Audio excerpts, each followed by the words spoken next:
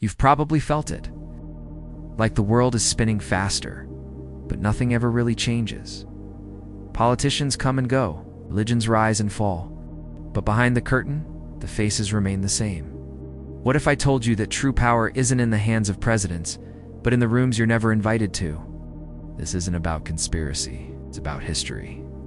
About networks of influence that shape the world, and most of us never notice. Let's follow the thread. From global summits, to pulpits, to your front door.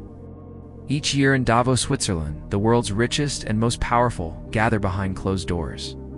Tech giants, world leaders, bankers, all talking policy without a single vote cast.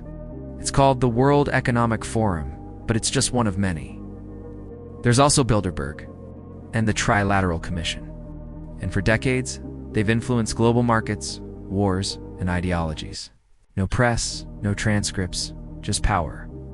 These meetings don't dictate every detail, but they set the tone. They set the agenda. Who gets invited isn't random, and what's decided echoes through governments, corporations, and even classrooms. In the US, influence doesn't come from votes, it comes from access.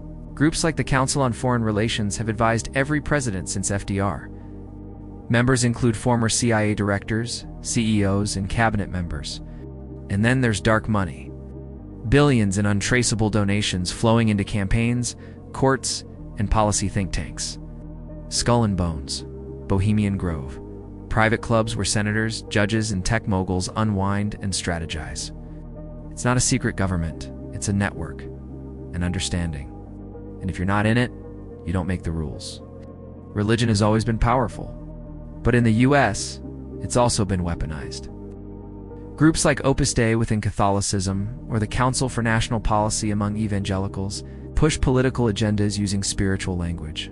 One man, Leonard Leo, a devout Catholic, helped shape the current US Supreme Court with billion-dollar anonymous funding. Faith becomes loyalty. Loyalty becomes policy. And suddenly, religious belief isn't personal, it's law. But ask yourself, is it really God's will? Or is it a billionaire's will disguised in scripture? It's easy to feel powerless. But that's by design. The systems in place weren't built for us.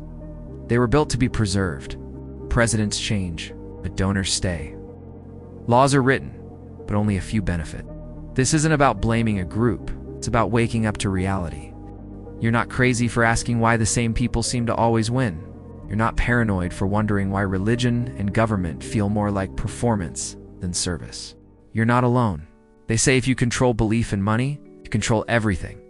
But what they can't control is awareness. Ask questions. Trace the money.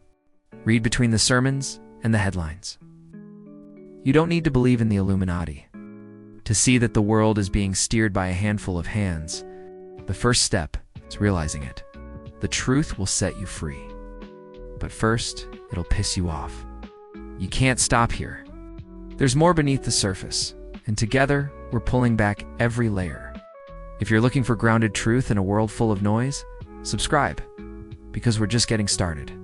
They may hold the power today, but the future, that belongs to us. To the people, not just the elites. To the ones brave enough to question and bold enough to build something better. The system wasn't made for us, so maybe it's time we make a new one. Together, one for everyone. Stay aware, stay human, stay free.